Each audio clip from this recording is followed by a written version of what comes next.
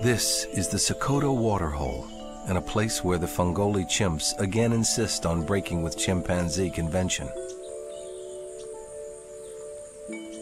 First to arrive is a young male. He's grabbing his chance to have the water to himself, because once the big males arrive, he'll be kicked out to the kiddie pool.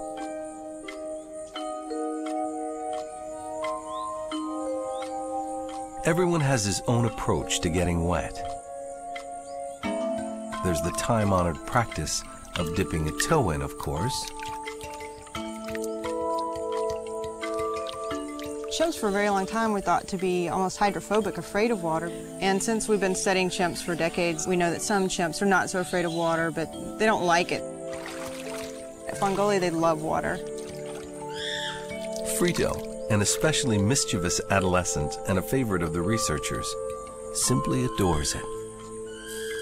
Frito especially seems to be intent on getting into the water, and the adult males are not going to let him while they're there.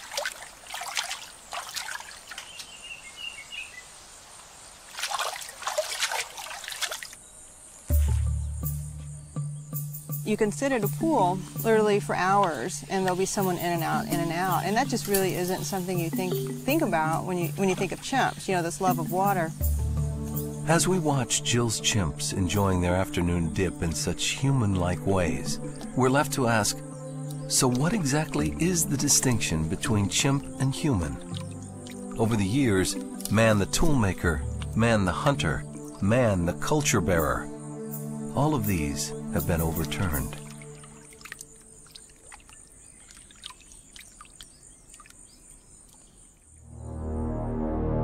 Man the thinker is another one. But our big brains came millions of years after we split from the other apes. Fossil-wise, other than some differences in hominid teeth, there's only one distinction left. Humanity stood up.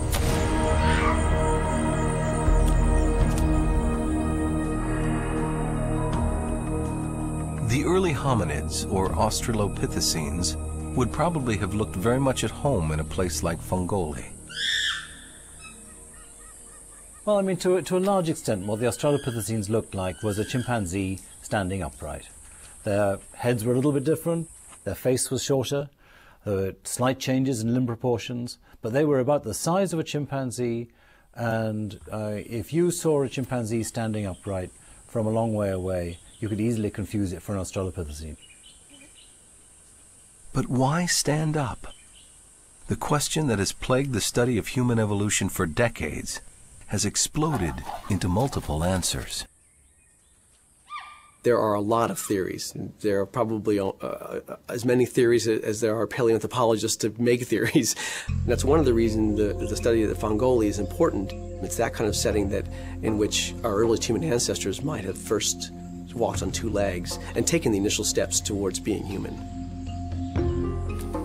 One of the first theories of bipedalism, that we stood up to see over the tall grasses of Serengeti-like plains in search of big game to hunt, has fallen by the wayside.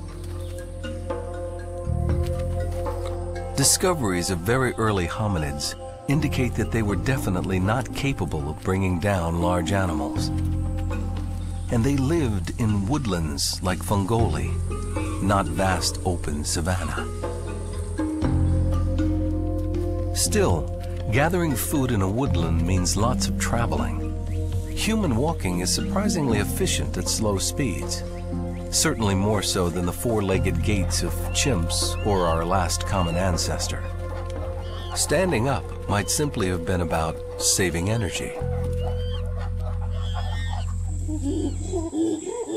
Because so much bipedalism happens during male displays, some have proposed that it originated with social functions, to intimidate other males and even show off male assets to females.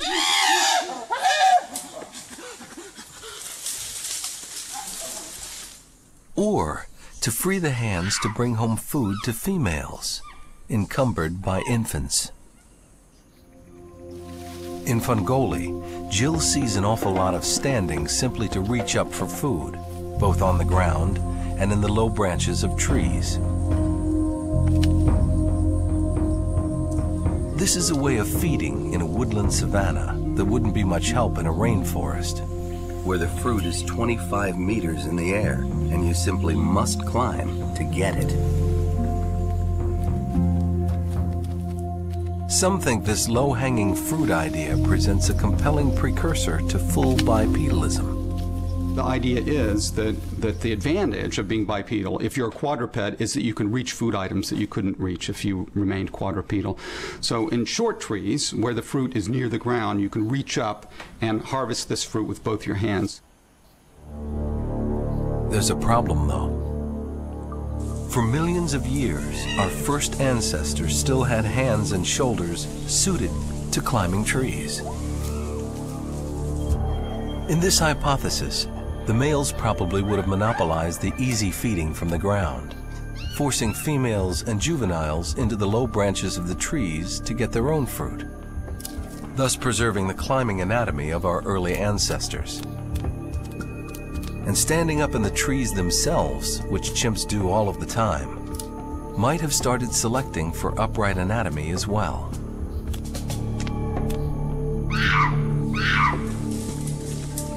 The matter is far from settled, however. And the romp at the Fongoli waterhole reminds us of another possibility. For some other scientists, it was water that got us up on our feet. As the climate dried and the rainforest retreated, water would have been at a premium.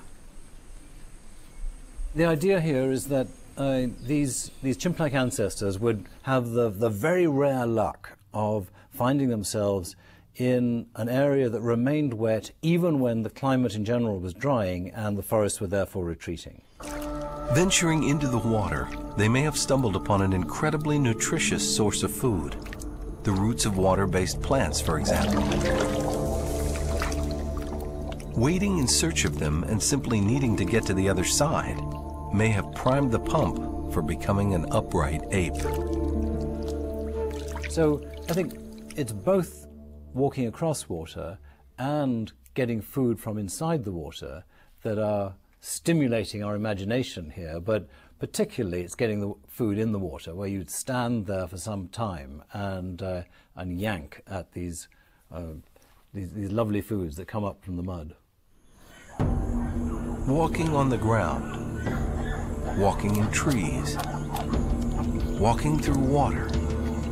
Perhaps no one will ever settle the vexing question of bipedalism once and for all. But since it's the defining characteristic of our species, we'll keep trying. Jill, for her part, doesn't see any attempts at waiting or searching for water-based foods here. There's just a cool respite